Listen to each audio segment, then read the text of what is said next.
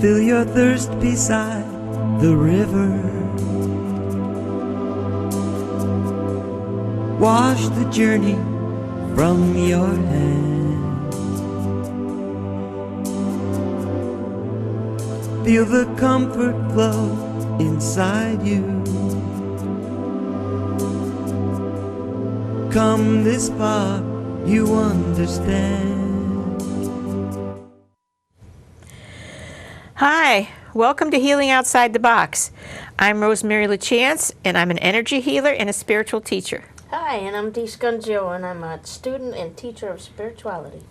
And we are co-hosts for this thought-provoking series and are dedicated to providing you with food for thought information and answers to all modalities of alternative healing, spiritual development, animal welfare, environmental concerns, and so much more in the form of guest speakers who are experts in their fields. This series is recorded and will be shown in your area on your local public service cable network. Please contact them for times and dates.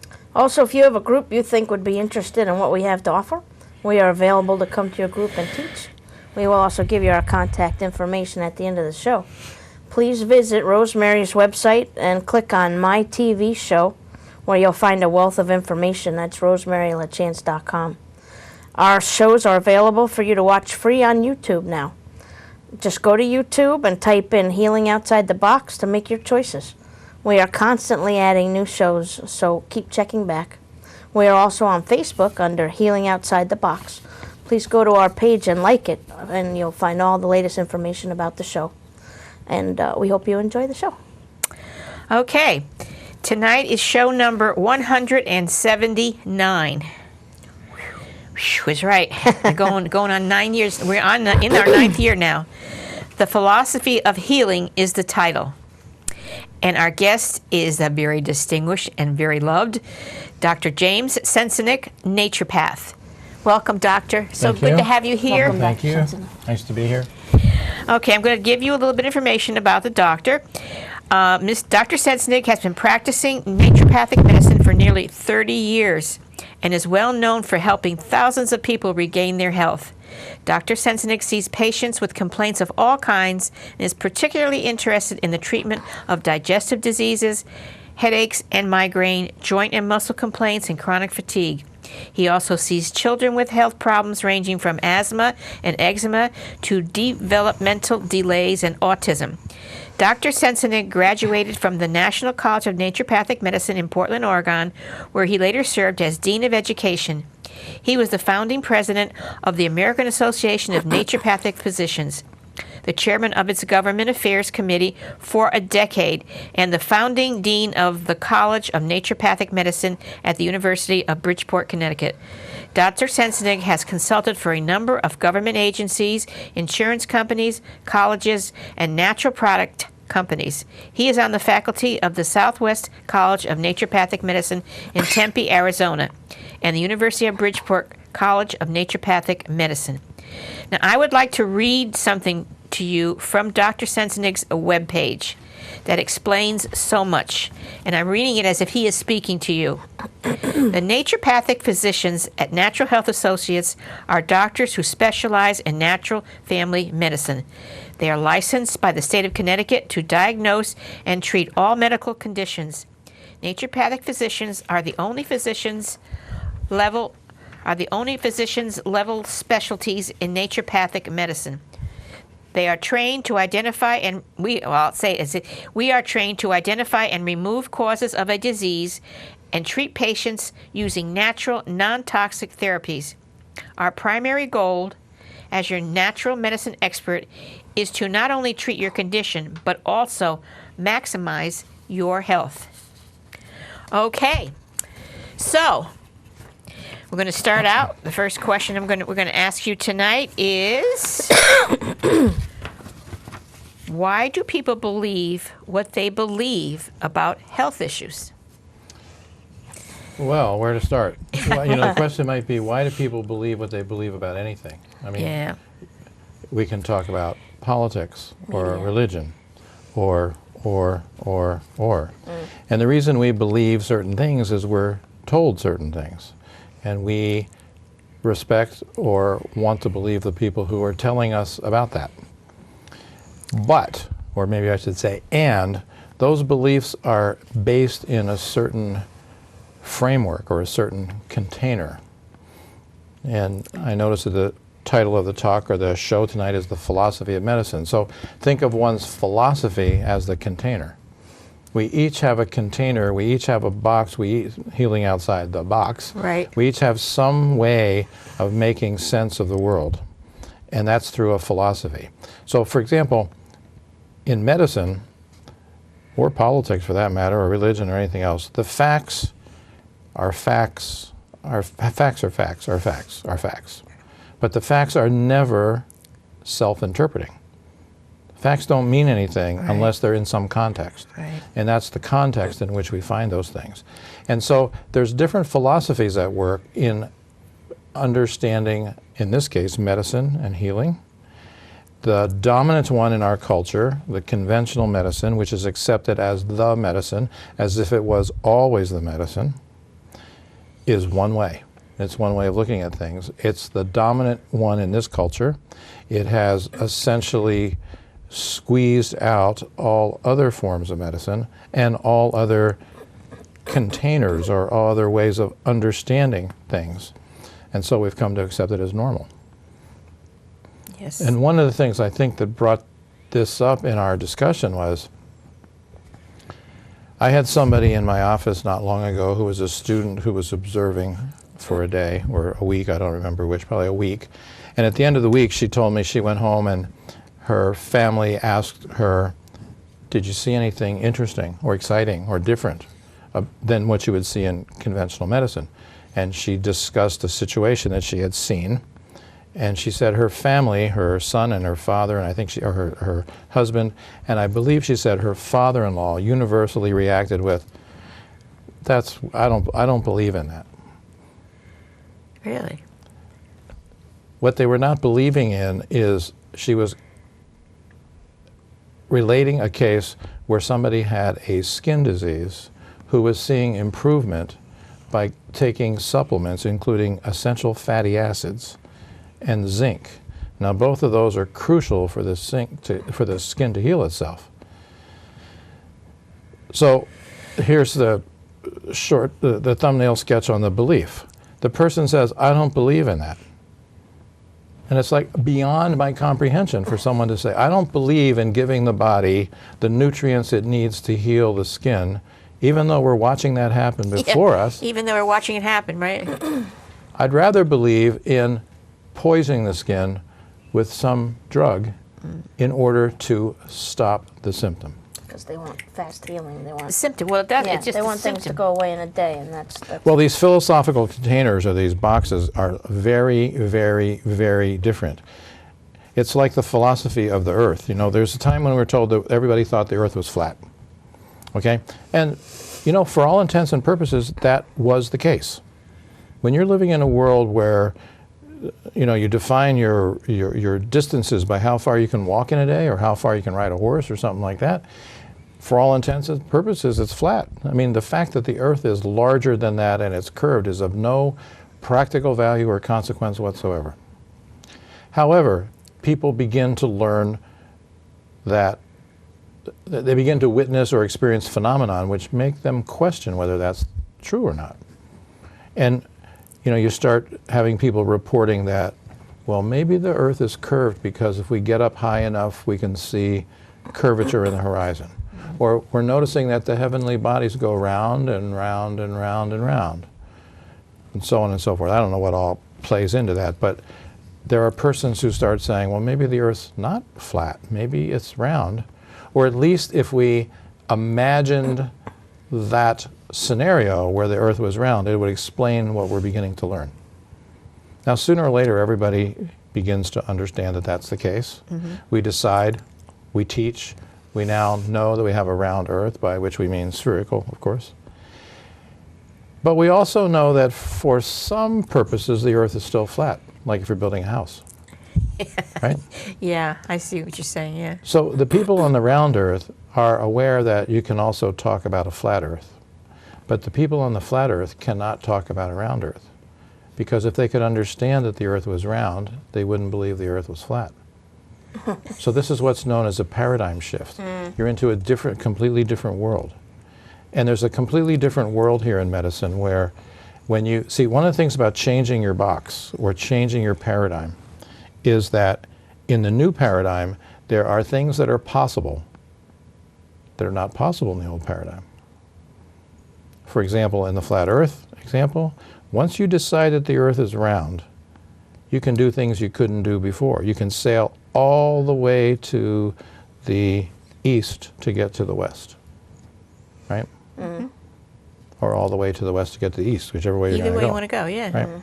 But you can't do that on the day in which the earth is still flat. You can't do that because you'll fall off the edge. Right.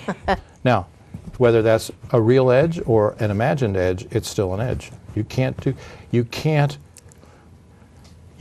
cure asthma because everybody knows you can't cure asthma.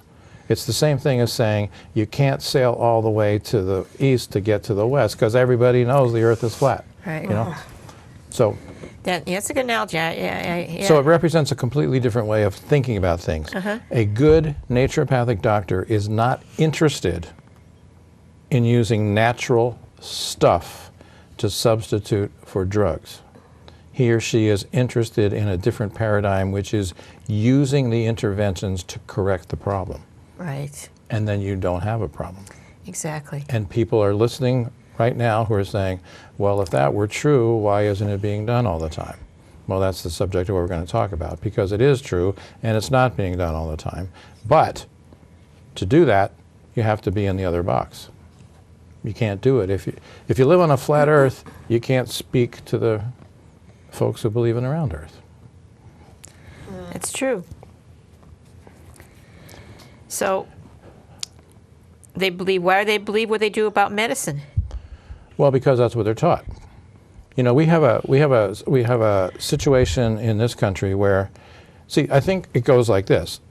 Because we believe, or because we're told that we live in a country where there's a free market, and that's a whole other discussion. Because we believe there's a free market and free enterprise and the best ideas and the best products win and so on and so forth, there's an assumption that that's also the case about medicine.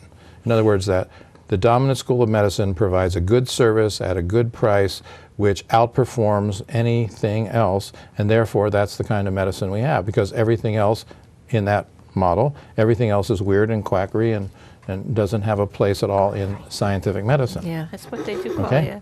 But the first thing people have to understand is when it comes to medicine, there is no free market. There is no free competition. Physicians of the other schools, like osteopathic doctors and naturopathic doctors, do not have the same privileges, the same rights, the same scope of practice as medical doctors do. No. They certainly don't have the financial advantages. What most people don't know is that you and I are paying for medical schools. They're subsidized by your tax money. Wow. Every intern or every resident in the United States' salary is paid for by your tax money. Now imagine that. You have a nonprofit hospital that's making whatever kind of funds it's making, and the residents, who are the folks that make the thing run, are being paid by the taxpayer. But the profit accrues to that nonprofit hospital, or for that matter, that for-profit hospital, right? But you're paying for it. You're paying for NIH, you're paying for CDC, you're paying for government agencies, you the taxpayer. And what are you getting in return? Certainly not the best health care in the world. No, not at all. Not at all. When you add up all those numbers of what we're paying for as taxpayers, I heard it said one time by a mentor of mine that the medical system in this country has completely abrogated its social contract with the American people, meaning we, the taxpayer, are paying a bazillion, gazillion dollars a year in medical schools, internships, medical students' tuition, and on and on and on and on and on. But there's no accountability. In other words, if the taxpayer is, for the sake of a metaphor here, if we're subcontracting with the medical profession to provide a service, we're paying for your students and your bills and your schools and so on and so forth. Shouldn't the taxpayer have a say in what we get? Shouldn't there be a, Yeah, you know? there should be. Shouldn't the taxpayer be in a position of saying, look, we'll subsidize the school. We'll throw a couple $100 billion at your medical school, but here's what we want in return. We want to see a change in obesity and diabetes and cancer within the next, make it reasonable, in the next 50 years. If those numbers don't go down in the patients that you're responsible for on our dime, then we'll find somebody who can do that, right? Now, of course, in the world of medicine, it is heretical to suggest that there are answers when the medical profession hasn't found those answers. Like, who would be able to do that? The truth is, a lot of different kinds of practitioners, because they're looking at it differently. What gets me so upset is, and I say it all the time, there hasn't been a cure for anything in ages. Not in ages. Well, why would you want to cure anything? No, I mean... There's no money in curing anything. Right. Oh, I know. I know that. Right. Of course, when I was younger, I believed that that's what they were there for. They wanted to cure us. I believed it. Now I don't believe it anymore. Well, I know personally of situations, I'm not going to name names and go into details, but I No. know personally of situations where, well, I'll just talk about naturopathic medicine in general. There are many, especially chronic situations, ranging from things like irritable bowel syndrome, or ulcerative colitis, or rheumatoid arthritis, or autoimmune diseases, or migraines, or GERD, or osteoporosis, that are completely reversible and completely curable. And yet, if that kind of information, well, maybe I should back up and try to say it this way. If those in charge of research in our public institutions, the ones that are being funded by us, at NIH and the National Cancer Institutes, the ones that are being funded by us, the taxpayer, if they were truly interested, they would be gathering that information. They would be rounding up people who have that experience. They would be asking for what's going on. But there's a arrogance in the medical system in this country where if they, the medical doctor, or someone with the credentials in their system hasn't discovered something in their laboratory, then it's not for real. It's not invented here. You know, it's like that. So they don't pay attention to it. And of course, one of the cries, there might be people actually listening who think, well, but where's the science? Where's the science? Well, $100 bazillion gazillion dollars of your tax money is being used to subsidize these other institutions and the institutes, the National Institutes of Health. How much of that money do you think is looking at acupuncture, naturopathy, and so on and so forth? Zero, or close to zero. Even if it were, they're looking in the wrong end of the telescope. For example, migraine. If you're a medical researcher looking to find something for migraine, you're looking at it with the same philosophical approach as you are in the medical profession for everything else. What is the substance, the drug, the intervention that can stop the migraine, defined as the pain in the head? But in another paradigm, in another world, in another way of looking at things, the migraine is not the problem. The migraine is the symptom of something. So what is that symptom? Is it muscle spasms? Is it misalignment in the cervical spine? Is it reactions to environmental chemicals or foods? Is it tension in the visual system? Is it deficiencies in certain nutrients like calcium and magnesium and so on? So the other paradigm sees things as sees disease or symptoms as the manifestation of an imbalance, which is multifactorial. So the way we would approach somebody with the migraines, we look at their diet, we look at their physical, their musculoskeletal system, we look at their muscle tension and so on and so forth. When you correct those things, there's no migraine. When you have high blood pressure, that's not the problem. That's a symptom of something else. Right. It's a little bit like if an alarm went off while we're sitting here in the studio, right? A fire alarm specifically. The prudent person would put out the fire in order to stop the alarm. the medical doctor would turn off the alarm, right? Right. Yeah. I You know. told me that alarm was bothering you, and I turned it off. What are you complaining about? And the fire's still burning. It's still and in burning. our metaphor, that means the underlying cause is still there. So that's going to show up in another way because it's not been addressed. Right. And then we have a new problem called a side effect. Yeah. Then we give you a pill for that one, and then that has a side effect. And we give you a pill for that one, and that has a side effect. And on and on. The people are taking 10 or 15 pills a day.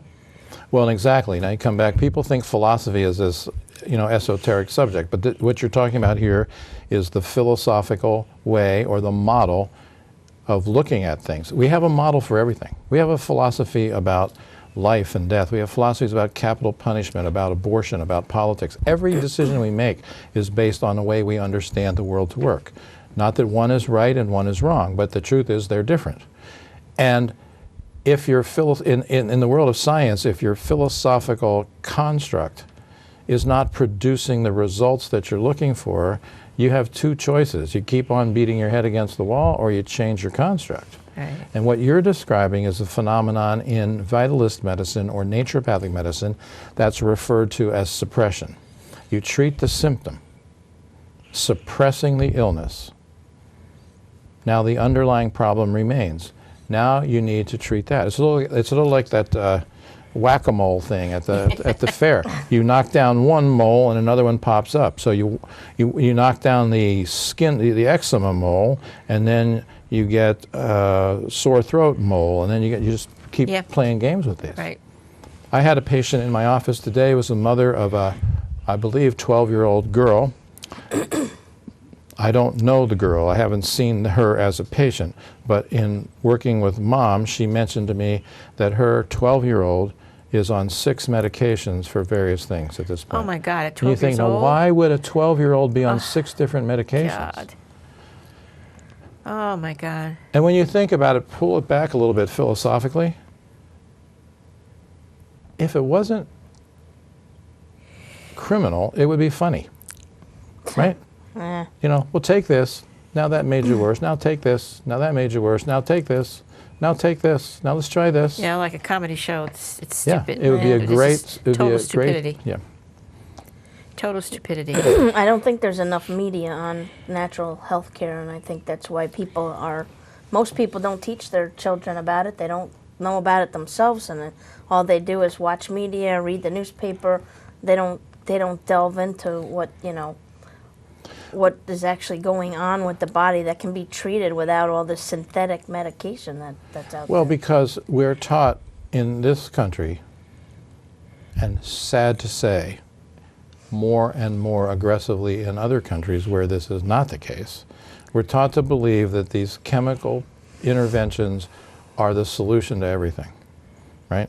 That the way you treat illness is to stop or turn off the symptom.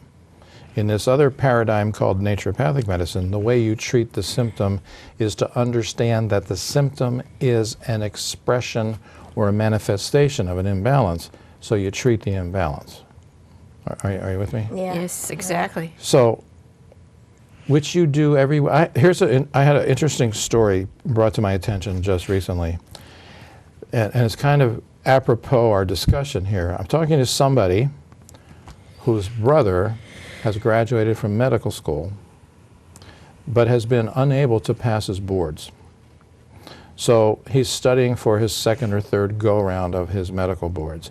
Meanwhile, during these summer months, he's concentrating on a garden. And he's doing apparently a lot of research on pH of the soil, minerals for the garden, and so on and so forth, to the extent of this person's in the Midwest who's importing fertilizers apparently from the coast because they're using coastal sea vegetables and other nutrients for the fertilizer. And the medical student gardener makes the comment that he's amazed at how well the plants do and how well they flourish when they're given what they need. The friend says, I know what you're talking about. He says, well, how do you know? He says, you just described naturopathic medicine. You give the organism what it needs to flourish you don't cover up the symptoms.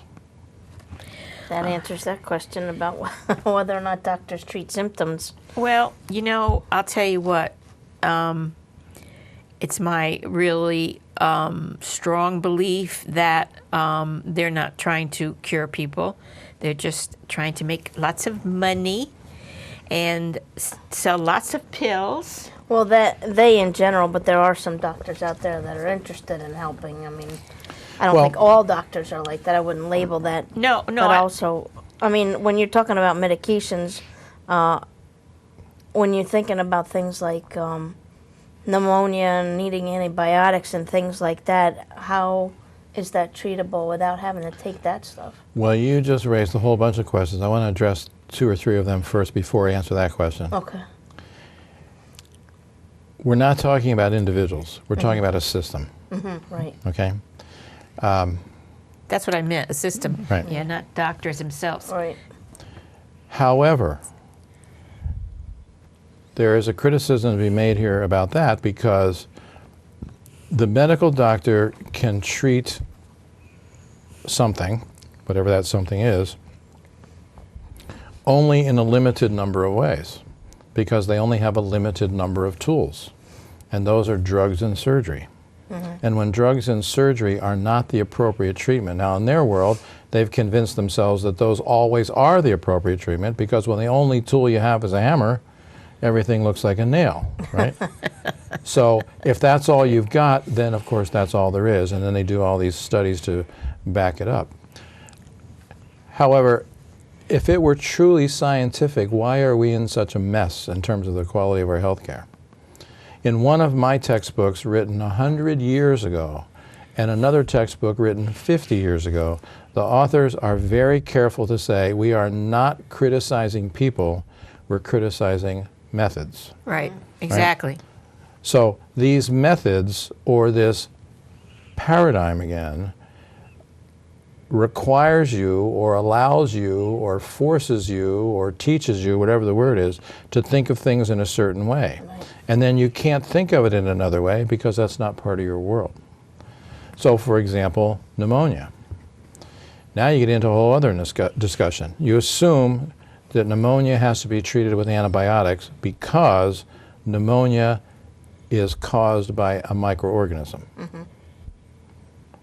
But is that true or is that not true? That's true in the paradigm that allows for infectious disease. In other words, the bug causes the problem. However, Western history is full of other research that shows that that may not be the case, that the organism doesn't cause the problem, the organism shows up in the problem or at the problem because the conditions which favor that microorganism are ideal.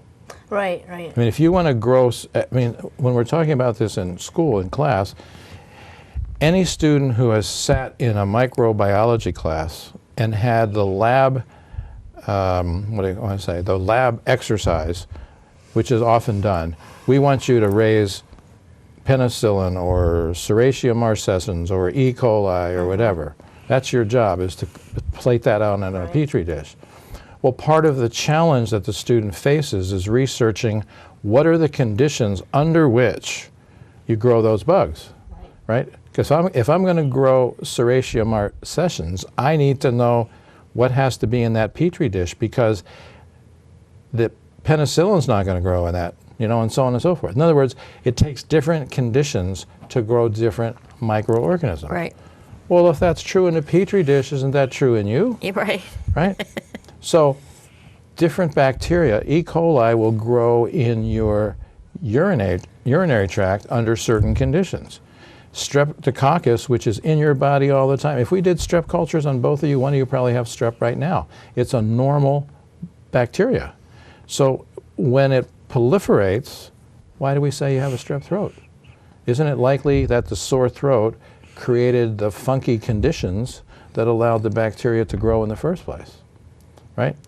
So it's like bacteria are to pneumonia what maggots are to garbage. They're living there because the conditions are right. So you don't kill the maggots, you take out the garbage. Right. Right? But But that would mean people would have to be responsible and taking care of themselves. That's true. The quick fix is to use the antibiotics. But it's not a quick fix because it lingers and because the antibiotics kill all the bacteria in the body, or most of the bacteria in the body, which are important for other functions, including digestion and immune function and so on and so forth. Now you got to build that back up again. Right. And it only makes sense that if you kill off all these symbiotic organisms, you got to start over again. What if you killed off the bacteria by improving the body's defenses, by increasing their immune system? Right. Right? And that would be the preferred, when you get out of them, when you get out of the germ theory box, you get into what some people call the terrain theory, the idea that the germs are at best scavengers, or at best they're there because the conditions are right, and at most they're scavengers. They're actually part of the process that cleans up the disease as opposed to being unwanted visitors. Now, obviously there's a place where that can overwhelm the individual, particularly because we're so unhealthy in this culture. And when the bugs get the leg up, it's time for antibiotics. So I'm not poo-pooing antibiotics, but we use antibiotics willy-nilly. We use them at every little drop of a hat. And what has it caused? We all know about the antibiotic-resistant bacteria and so on and so forth. And so they're not, from a naturopathic doctor's point of view, they're needed far, far, far less. Really, they are. Far, far less. Because they're building up an intolerance to them.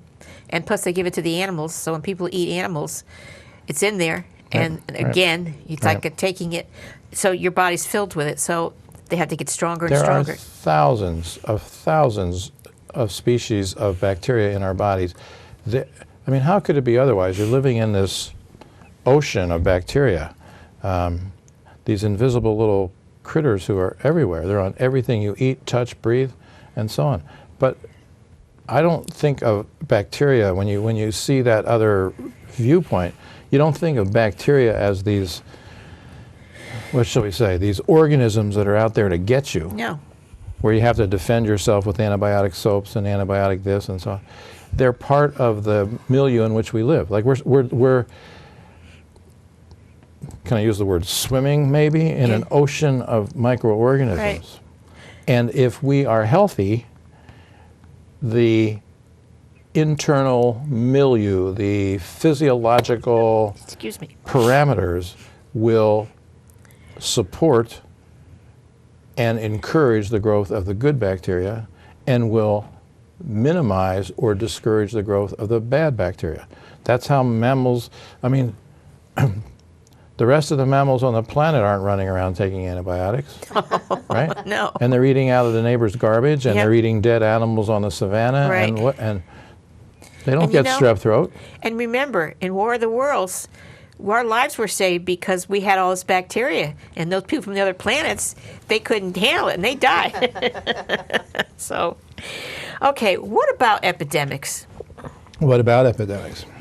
What do you think causes epidemics? What do you think is it's like lately they're on Facebook, they're talking about the measles vaccine, and they didn't get their vaccine, and they're putting down the parents who choose not to give their children the vaccine, and other people are cursing them and saying, because you don't get the vaccine, you're giving the measles to my child, blah, blah, blah. It's an ongoing argument, okay? Well, everybody has an opinion, but very few people have the facts. Right. So first of all, you have to go back to this idea of, do germs cause disease? You mean to tell me that a little itty bitty virus is going to knock you for a loop? Big old human being, and that you're going to be afraid of a virus? The virus is causing the disease, or is the virus causing, and I use that term cautiously, is the virus causing a problem in somebody who's susceptible? You go all the way back to Micro 101 when you're in medical school or microbiology. We're told that you have to isolate the organism, and then you have to inject it in someone who is susceptible, and then see if you can find the same disease as was caused in the first place. But the key here is the susceptibility. It's not the microorganism. So the proof of that has been throughout generation in the epidemics that you raise. Whether you're talking about the bubonic plague, you're talking about HIV, you're talking about the measles epidemic, you're talking about the flu in 1918, where millions of people died.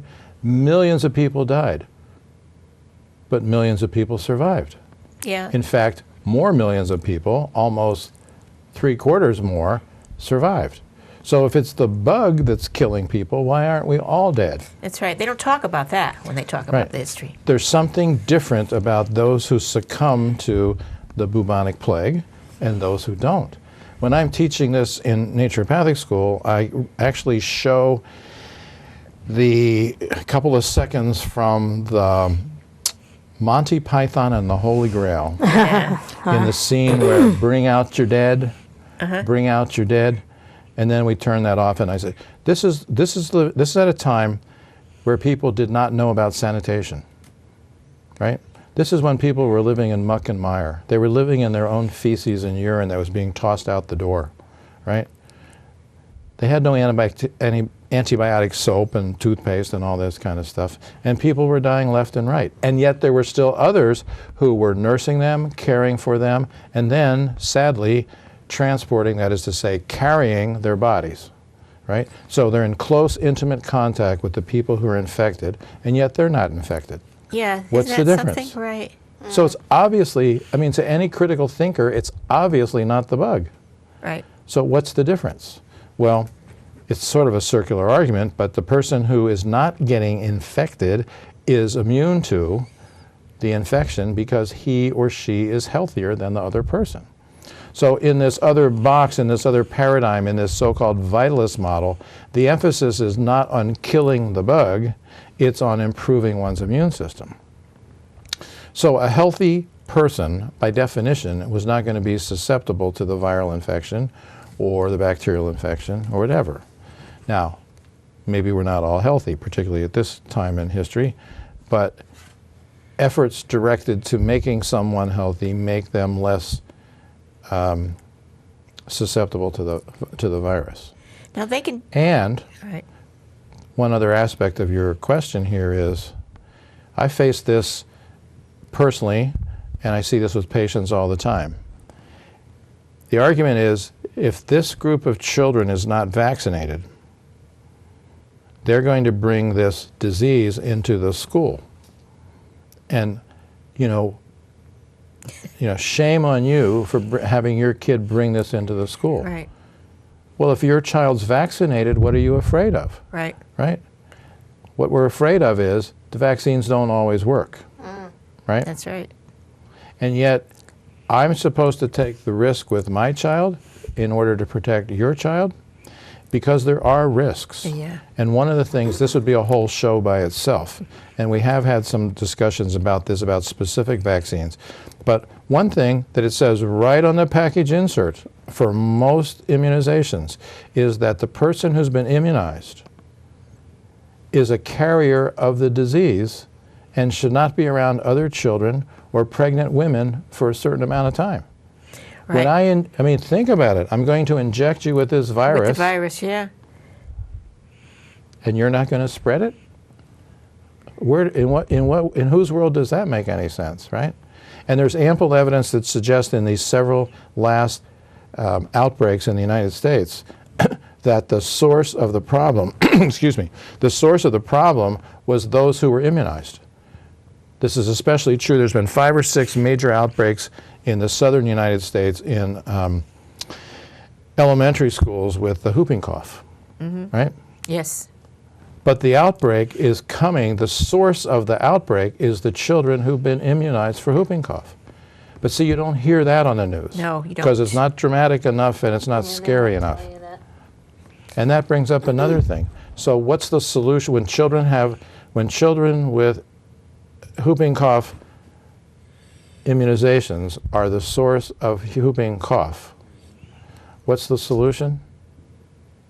More vaccinations. Yeah. Give everybody. Now, in what world does it make sense that when something doesn't work, you do more? Right, yeah. I stopped. Working in the healthcare field, we were told we had to have flu shots every year. just a small thing. And I finally said, you know what, I'm not going to take the flu shot anymore because there's got to be a better way. And there's a better way. I started taking D3 and C, and I started making the environment healthy. Less sugar in the winter, because sugar, I learned in microbiology, is a big breeder of bacteria. And I haven't had the flu shot in probably 5-6 years now, and I haven't gotten the flu either. I have seen reports over the years that a little extra vitamin D by itself will prevent the flu. D or D3, regular D? D3. D3, oh, okay. A little bit extra zinc by itself will prevent the flu. But I A started little bit of taking it. selenium by itself. A little bit of vitamin C by itself. A little bit of zinc. Did I say zinc already? By Yeah. itself. Now, you take a little bit of all those things, I use echinacea too. it's very unlikely that you're going to get the flu, Yeah. right? And those that vitamins, that goes back to the idea of your susceptibility.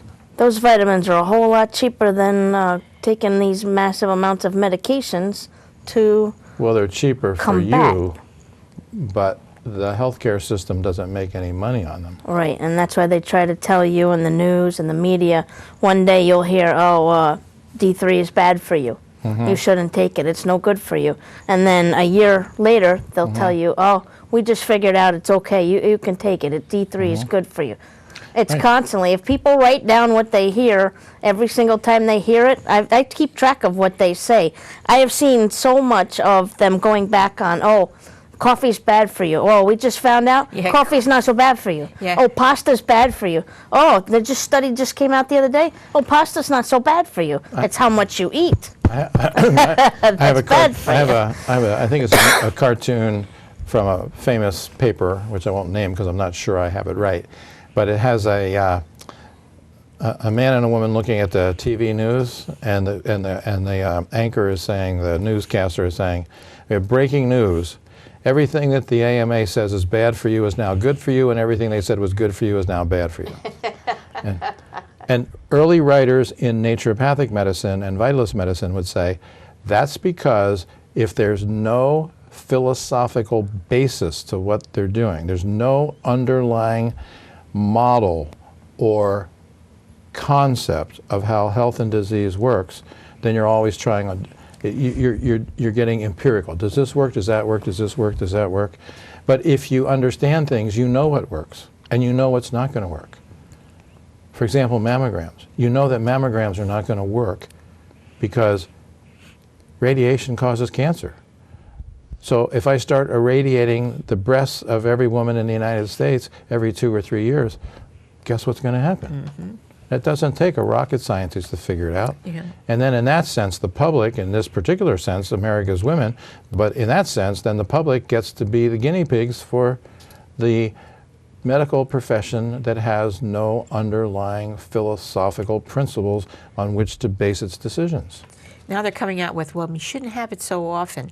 And now the little articles here and there, you know, just like you said, it's no good, it's good, it's no good, it's good. But if you're going to say to people, you know, if you tell them that and you say that the radiation is bad and all that, you have to, there has to be an alternative, because there are the fear mongers that will say, well, you know, they said, well, maybe I shouldn't get it. Now I have breast cancer because you told me I shouldn't go. What do I do? What do I do? People don't want to take control of their health. It's my understanding that, statistically speaking, most breast cancer, to use what we're talking about, most breast cancers are discovered by the woman herself or her partner, right? In breast exams or accidentally in foreplay and sex and so on. They're not discovered to any significant degree by doing mammograms. And how often should a woman be doing a self-exam? All the Monthly? time. Monthly? Yeah. All the time. all all the the time. time. Whenever you get in the shower, every few days or whatever. I mean, I'm being a little facetious, but this is going to sound sexist when I say it, but I don't mean it that way. Why would you examine yourself only once a month? I mean, that's what they'll tell you, but don't you want to know your body? Shouldn't you be familiar with your body? And not just your breasts, you should be familiar with your body all the time. You should be looking for changes in your skin, for your skin color, for moles, you know, for things that are out of the ordinary, and go, well, what's that? That wasn't there yesterday. Huh. I wonder if I strained a muscle or something. Then the next day it's like, I better have this checked out. Well, I don't think that a lot of women know. Like, in healthcare, and I'm in healthcare, I do that, and I feel things, and I'm like, that don't feel normal, but is it normal? I don't know. Is it normal? Like if I could go to a doctor's office and feel I don't know, a breast model where you could feel, you could teach that way so that you know what to feel. I got a lot of lumps. I don't know what they are. They're nothing. I mean, I felt lumps. I went and had a breast exam 5 years ago, and it was nothing. It was a calcium deposit. So I don't know. There's a lot I of don't that know what's happens, too. there. Even caffeine, I hear can I don't know cause what to feel for. They little say you feel for a P. cysts. I feel a P. I don't know what it is. And I think that's the problem, is that we have to be taught. We have to learn to better take care of ourselves, which I wish people were taught at a younger age how to take care of themselves so that we wouldn't get into the situations. Well, I think we are that's in true. now. One of the things I see as a physician, I started asking people questions about this or that, especially the part of their body that they call down there. And they can't Absolutely right. they can't answer simple questions, or they don't know where their body parts are, And I mean, you're going to live in this body for probably the rest of your life. Wouldn't you want to know how it works and what the parts are and where they are and what they're supposed to feel like? No. Yeah. I know. What do you think the role big pharma plays in all this? I know, loaded question. That's a loaded, long question because it's Follow the money. all about money. Yeah, people should investigate what big pharma actually means, There's so and you can many find a medicines. lot of Oh, my information on the God. internet about it. Maybe we should just say that the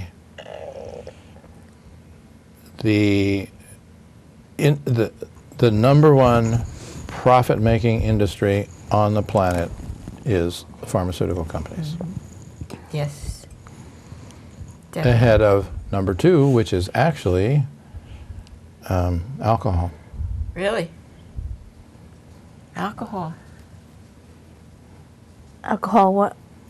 Sorry, I was Profit, reading the in terms of question. profit, in Oh, terms in terms of of profit profit. industry.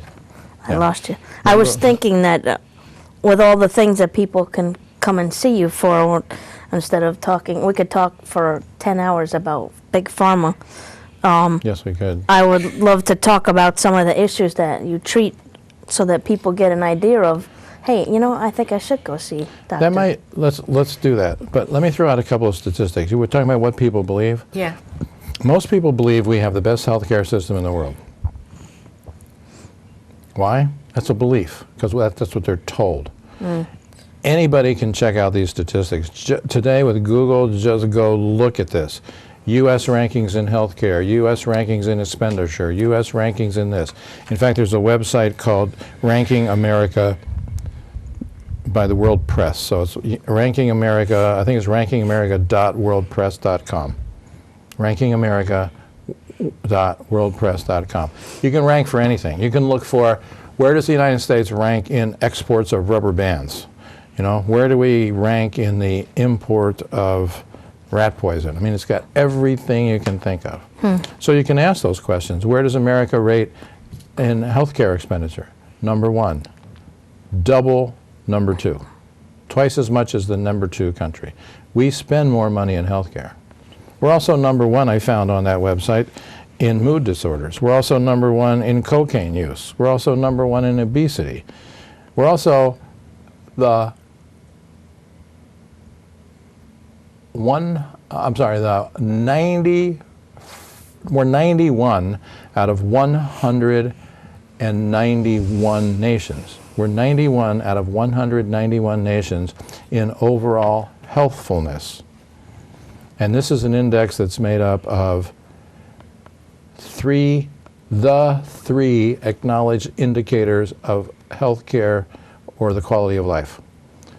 Life expectancy, infant mortality, and deaths from the healthcare system. We rank 49th in life expectancy in the world. We don't live as long as everybody else. We don't live as long as most of the other countries. We're 49th in that index. Infant mortality is the number of children who die in the first year of life. We are 180th in the world. There's 191 nations that are ranked by the World Health Organization. We are 180 in infant mortality. Wow. It's been in the news in the last few weeks, which disappeared from the news really quickly, by the way, a report that suggested that the medical system is the third leading cause of death. Right? Yeah, I think I saw that somewhere. Yeah. Well, that disappeared really quick. It disappeared really quickly. But keep in mind that the numbers that they're using to decide that that's the case are the numbers that are being reported by the system itself. These aren't being reported by third-party audits. These are numbers that, in a self-reporting system, it's it's a third leading cause of death. If you added up the rest of it that they're not reporting, let's just assume they're right. So you take the third leading cause of death. What do you make of a nation where the healthcare system is the third leading cause of death? I mean, let's just pause for a minute and think about that. The healthcare system is the third leading cause of death. Now, when I have lectured publicly, people say, well, healthcare is inherently dangerous. And the answer to that is, duh, that's my point. It's inherently dangerous. So you take those three indexes: deaths due to encounters with the medical system, infant mortality, and life expectancy, and you roll them all into one index. Now you end up being the 91st nation out of 191 in the world, even while you're spending more money than anybody else. Well, okay, so what would you attribute that to, though? I mean, do you think most of it is what we eat? Yeah, how can we Well, change yeah, that well, ourselves? it is partly what we eat. I mean, fast, But you know, cheap, when you and get easy critics, is- when you get critics on this subject now, and again, any one of these could take all night. Yeah, you we've get got about 8 minutes. You get critics on that subject about it's what we eat, and of course, Americans have a poorer outcome because of their lifestyle, and most Americans are obese. Well, which is the chicken and which is the egg? Are we obese because we're over-medicated? We're told we don't, that we don't need the exercise, or exercise is good for you or bad for you, or whatever else. What about other factors like smoking? You're told that smoking is no good for you. And that's a lifestyle choice that'll increase. The country whose healthcare system ranks #1 in the world is France. Oh, France. There are more people who smoke per capita in France than any other country. So what's smoking got to do with it? You know, these are red herrings. I think the American people are obese because the quality of the food is horrific. We're eating processed food. Nothing tastes right. You keep eating the same old garbage and so on. If you had, and I'm going to say one thing because I know we're running out of time. Every single patient I've encountered in the last 38 years who is from another country, at some point in our interaction wants to know, what do you people eat in this country? Nothing tastes like it should. I know, that's Right? for sure. Because it's not got its natural minerals and other nutrients in there, and partly because it's full of sugar and Fat. Salt, sugar, and fat. That's what we have in this country. So- what can we do? What can the people, they're saying, okay, I hear your statistics now. What can I do personally to change, to fix it? What can you do for me on, what was the question you asked? Yeah, well, what's she the wants to alternative? she wants to talk about some examples. The alternative, yeah. what we The could do. alternatives, and when you tell people that this is no good for them, and that's no good for them, and this is no good for them, they need to know what's good for them, where to start, where do I start? So should I go tomorrow to the store and buy some vitamin C? Is that a good start? Should I, The state of our health in this country is so poor. This is going to sound stupid, but this is what I tell new naturopathic doctors who are in practice who are struggling. The quality of our health care in this country is so bad that if you changed any one or two behaviors in the direction of better health, you will see some results. If you just drink more water, if you just take a good multivitamin, if you just start getting probiotics, the good bacteria, in your food, if you just start exercising a little bit more, if you just start getting more of the right kinds of fats, if you just get some minerals in the form of salt. Yes, salt, right? We Yep. need salt. We need salt. We do. And cut out the sugar, cut out the carbohydrates. Not all the carbohydrates, but we eat way too many carbohydrates in proportion to the proteins and the fats. A typical diet ought to be more protein and fat, yes, fat, and less carbohydrate, right? And we've kind of flipped that upside down since the beginning of the Industrial Revolution. But the good fats. But the good fats. Good Like fats. And you got to avocados find and- out what those are. Yeah, you Good. can't just say, "Oh, good, I can eat this fatty hamburger and I can do this." I've noticed in my job as on the as a paramedic, there's a huge increase in depression, people who have depressive issues. We lead the Huge. world. The United States leads the world in depression and mood disorders, Mood disorders, yeah. right? I've had Is it just more because and we more don't of eat that. enough Prozac? I mean, the rest of the world, well, we can't eat enough Prozac because we're eating the most already. I mean, I don't know, did I mention this before? The U.S.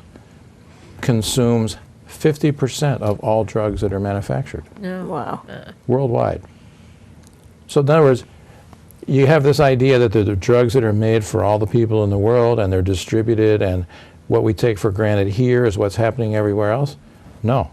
We're sucking down half of the drugs that come out of big farm. The rest of them are being used in agriculture and the rest of the world. Nobody takes drugs like Americans take drugs. Half the people in this country are on a prescription drug. The average American fills 10 prescriptions a year. All right, so people, one thing they can do for themselves is go and see naturopathic doctors, because you treat the problem, not the symptom. Get them on the road to health with the right supplements and so forth and so on. Okay, now one of the things that stops people from going to naturopaths, which was been told to me, was insurance. Now you take quite a few insurances. The second is the medicines, the natural medicines that you give. They're not covered by insurance, right? Right. But people need to bite that bullet and Right. and do that. And when they add up what they spent for medicine and what they pay for their insurance so they can buy this medicine all year round, it's so well worth Well, it. people have FHA accounts and things like that. And things like that will They help. can yeah. use that, and that's a big help when it comes to natural. I mean, the- if you nip it in the bud, if you cut back on the sugar, if you Right. figure out ways naturally to help yourself, then you don't have to keep downing all the bad stuff. The limitations with coverage and the limitations with coverage of supplement, this is by design, right? But the whole insurance thing is by design. Anybody who's paying for health insurance these days knows that they're not getting their money's worth, Right. right? You know what? That's a whole other, each one of these topics is a whole other show. We need you to come back And we're more often. gonna have you come back again. Yeah, right? because we're on There's- time already. there's- We didn't even talk about There's a anything. whole yet. half No. a page of questions we still haven't gotten to You'll ask be you. coming back, right? Yeah, I just want to make one comment. I'm sitting here All looking right, at go that. ahead. I'm sitting here looking at that geranium. You can't water it. But I found somebody. I found this came out in a conversation the other day with a youngster where I was trying to make a point. Which, what if you had and this illustrates the whole thing here. What if you had a potted plant and it was wilting for lack of water? What would you do? And she said, I'd water it, of course. And I said, so would anybody else, That's right. except for a medical doctor. That's right. A medical doctor, or somebody thinking like a medical doctor, somebody who thinks like our healthcare system thinks, would spend billions of dollars on research on why geraniums wilt. They would examine the changes, physiological changes in the leaf, All right, no, you're right. and then they would design a drug We- to interfere with those changes. I know, you're right. You got to come back more often. There's just too many things to talk about. We got to give that information before we run out of time. Can we see the information for Dr. Sensenig, please? Get in touch with Dr. James Sensenig. The phone number is in Hampton, Connecticut. It's 203-230-2200. And his website is www.naturalhealthconnecticut.ct.com. And our information to get a hold of me is My phone is 627-7966. You can see my email, White Buffalo, my website, www.rosemarylachance.com. Dina Scungio, our email is free11@comcast.net, and on Facebook and Twitter she is. And I know we're going to run out of time, so I want to say thank you for joining us. Thank you so much, Dr. Sensenig. Thank you for having me again. We'll see you Thank soon. you, Dr. Yep. We'll Sensenig. definitely have Okay. to see you soon. There's just too much to talk Take about. care of your health. That's right. That's what we're here to help you with. Okay, and you have Take questions, care of your health. get a hold of us. Get a hold of doctor, get a hold of us, okay? Good night. Good night. the river. Wash the journey from your hands. Feel the comfort flow inside you. Come this far, you understand.